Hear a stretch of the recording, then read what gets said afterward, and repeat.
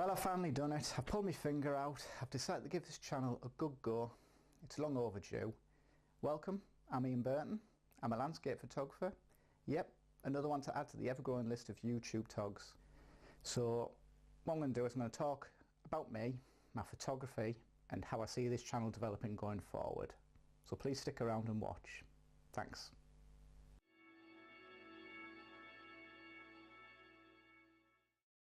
Let's be honest from the off. Us vloggers come here basically to promote our own work. I'm no different. I want to inspire people with my photography, but I also want to impart some education along the way. I've been shooting, I would say, classical landscapes now for 11 years, since 2008. So, I don't think it's that long a time to have been shooting, but it's enough for me to sort of get into it, get comfortable and produce decent quality imagery, which I'm really happy with. But I think we all reach a point where we hit a dead end and we really want to push ourselves onto the next level. And for me, I was really unsure of how to do that and how to go forward with my own photography. And it wasn't until I started to think outside the box a little bit rather than shooting with the DSLR. So the next step for me was thinking, well, what about shooting with some film? Would I be interested in doing that? And then I thought, well, I'm shooting with film, I'm just replacing the medium really. I'm going to get nothing different from shooting digital to shooting film, other than I'm going to have to increase the number of steps to process an image. So I thought, no, that's not what I want to do. So, you struggle to think on your own, so I thought, go and have a look on the internet. I'll Google alternative photography. So I Googled it. And up came a long list of alternative photography techniques. It had the likes of ICM, ME, black and white, long exposures. The list was just massive. And it wasn't until I changed changed to images at the top of the screen and thought I'll get a visual representation of these alternative techniques. And there was one page in particular that caught my attention, and the images were just so ethereal and silky. They were black and white. And so I opened that page up and I looked at the image and I thought, oh, wow, look, the impact was immediate. And looking closely, I could see they were created from a pinhole. So I know a bit about pinhole at the time, how we create them using a pinhole through a bit of metal. And then I seen it was created on a 0-2000, so I looked a bit further into that. It piqued my curiosity, it really did. And it was created on a wooden box, and it just looked like an antique one, Bear with me a second, I'll grab one, I'll show you. It's a simple wooden box with brass plate. I'm not going to open the pinhole to show you because there's a film in there at the moment, but you can see how small it is. My hand, size of my hand, and my hands are small. So gives you a bit of an idea of how big it actually is, and it's a couple of 100 grams it might just weigh. Anyway, it's created on that, and I thought, right, I'll have a look on the internet and see what's available, if there's anything to buy. So I had a look and went to the Zero website. Well, they really are expensive. I thought to myself, I can't afford that. So a little while after, kept searching just to see if anything came off second hand, and it's not often they do come up second hand. And I think it was on the Ford's website. I actually came across one that just come in, and I think it was £90 at the time, which absolute bargain price that. So I pounced on it. I knew it would go straight away if I didn't get it. Didn't hang about. And a few days after it arrived, and presentation box was amazing. It was a cardboard box, but it had a beautiful picture on it. You got a certificate, you got a little plastic viewfinder and instructions how to use it. And it's just from there I just researched and looked into how to use it. I never used medium format film in my life. Film full stop. No familiarity with it whatsoever. So I was coming in from a complete beginner's perspective, and it was mind-blowing what you had to do, but it didn't put me off. I knew it was what I wanted to do. I was really focused on that. So it was a steep learning curve from then on.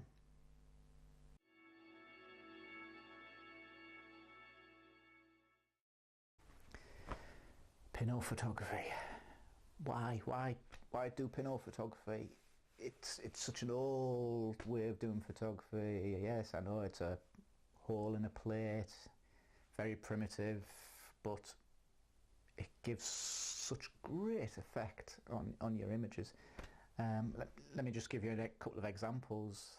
But for my photography personally, I wanted to break from the digital side of it. So yes, I could have used a pinhole cap on my digital camera, but it's not changing the way I take a photograph. I'm still going to be referring to the back of my camera, looking at the histogram, reviewing every image. So to use an analog camera where there's no viewfinder, there are no lenses, so you can't change your focal length. There's no automatic settings on it. It's all down to your own mathematical skills. You've got to advance your film.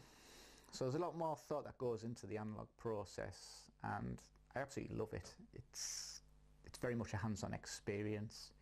You have to use your imagination a lot more when it comes to composing an image. So obviously the majority of pinhole cameras don't have a viewfinder to look through, so you have to pick up your cam, pick this up, and sort of, I'll gauge it with the things on top to the size of the frame, and I'll do something like this. I'll look at where my fingers are placed and try and position the camera as best as possible. I'll have to use my feet to zoom in, zoom out, and you find when you start doing pinhole photography, you're never ever close enough to a picture, to a subject. So there's all caveats you've got to learn about.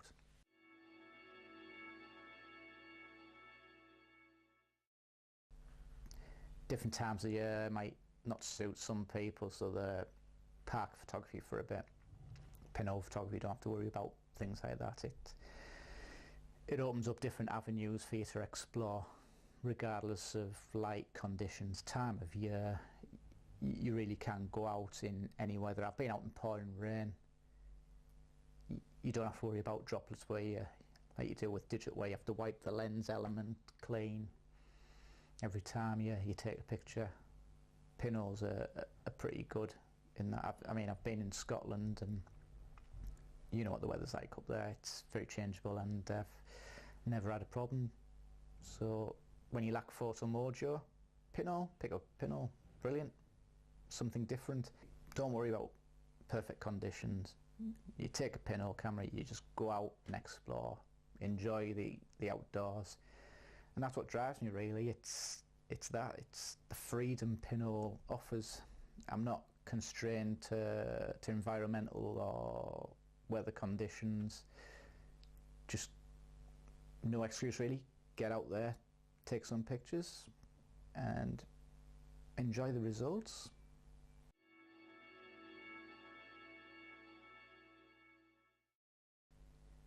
There's many different ways that'll improve your photography.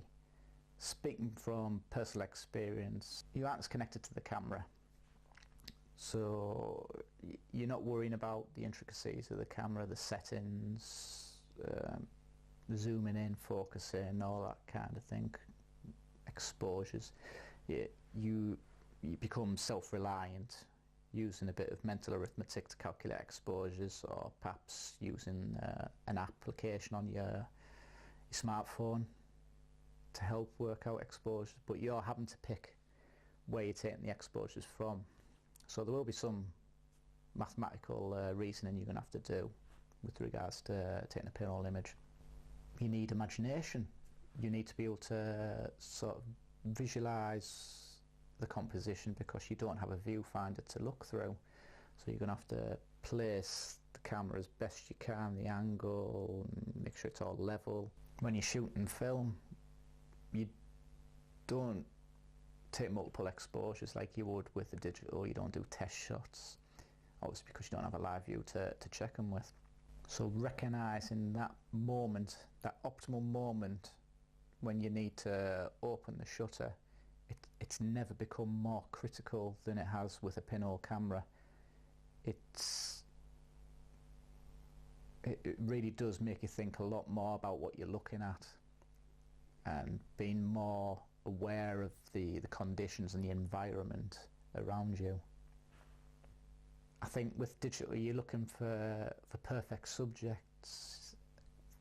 It's pinhole's the opposite. You can, you look at something ordinary and turn it into something extraordinary. It has a timeless quality to it. I find when I'm shooting with the pinhole, I'm more inclined to get to a low perspective. So sometimes I'll use a gorilla pod. I'll plant it on the ground. There's been times when I've been known to lay on my front on, I think it was on Whitby Pier I did that before, so you get really low to the boardwalk and everything from the foreground to the background is sharp, but it's just an amazing perspective to get, and that's something you would struggle to do with a digital camera.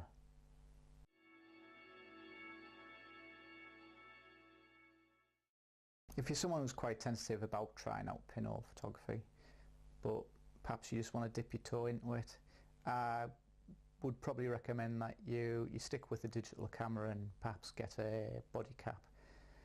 It's a cheap way of trying it out. Otherwise, you don't want to be going to the expense of buying a top pinhole camera or getting film developing kits and all that sort of gear. It can be quite a minefield if you're not sure about it. But for someone who is quite taken by the aesthetics and the image quality, but they know for certain that they're going to go deeper into the pinhole photography and develop towards developing their own negatives, then yes, by all means, go at the expense of getting a camera, film gear and all that. Lots of pinhole cameras out there compared to when I started. I mean, my choice was very limited. I already knew about the Zero and I was fortunate enough to get one. Nowadays there's the Reality So Subtle, which is a superb camera, superb pinhole, and I think it's James Guerin that does them, and he really has got a variety of them to choose from. But for someone who's starting, I would recommend the 6x6 format. Gives you the square aspect, and it's a very easy camera to use.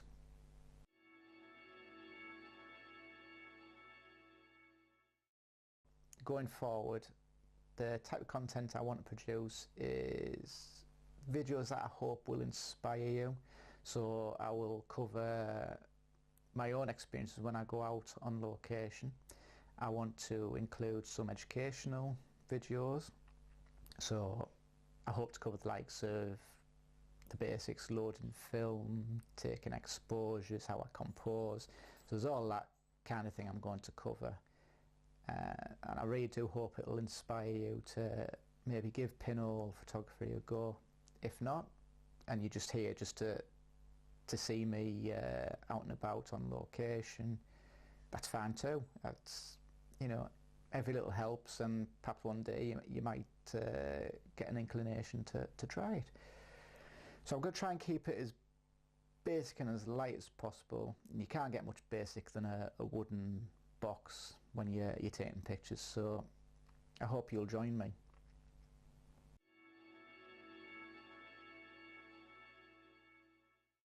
One more thing before we go, just a little bit of a plug for some workshops.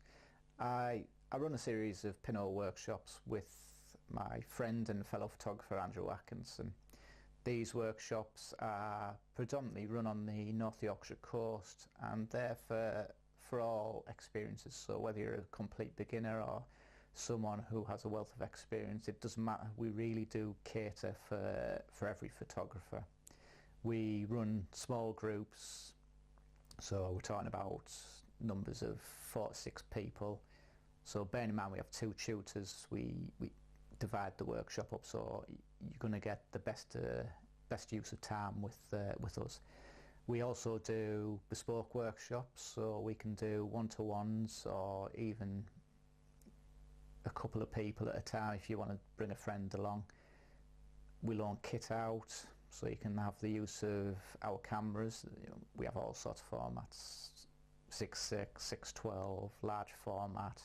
Can even use a cardboard box if you want. We've got converted medium format cameras as well, so there really is a plethora of equipment you can loan from us, and that's great for someone who's tentatively looking into pinhole photography and just wants to give it a try, see whether it's for them or not.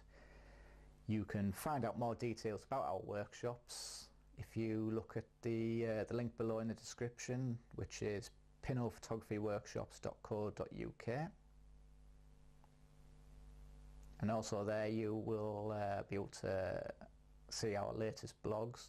We do guest blogs, and we occasionally run, well, I say occasionally, it's once a month, we run competition on our Facebook group page. So do check us out. Check out all our social media links. We're quite active on them all. Hope you'll consider subscribing to us. I promise that content will improve from this point on. It's a bit of an experience trying to get this first video out. Give us a like, give us a comment. We'd love to hear some feedback. If you have any questions about anything regarding this video, I'll be happy to respond to them. And hopefully going forward will be a little bit more entertaining and informative channel. So all that remains to be said is thank you for watching, and hope to see you next time.